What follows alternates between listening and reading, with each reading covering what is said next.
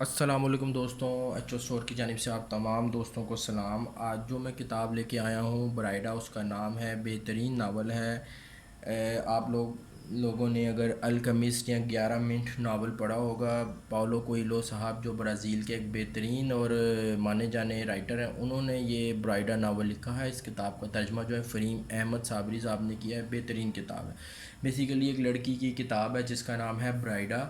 وہ اپنے پچھلے کسی جنم میں جادوگر تھی، تو کافی جب جنموں کے بعد اب اس کو وہ بھول چکا ہے جادو، لیکن پھر بھی اس کو پرانی جو یادیں آتی ہیں تو اس سے اس کو نا تجسس اس کا بڑھتا جاتا ہے جادوگری اور ان معاملات میں۔ تو وہ اپنی اس جرنی میں، اس مہم جوئی میں، وہ اس طرح کے ٹیچروں کو فائنڈ کرتی ہے جو اسے اس علم کے متعلق دوبارہ وابستگی دے سکیں۔ بہترین اور بڑا ہی ایکسائٹیڈ ناول ہے پڑھنے میں۔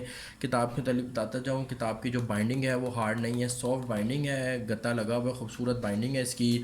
اوپر خوبصورت سا جو ہے اس کا فرنٹ ہے۔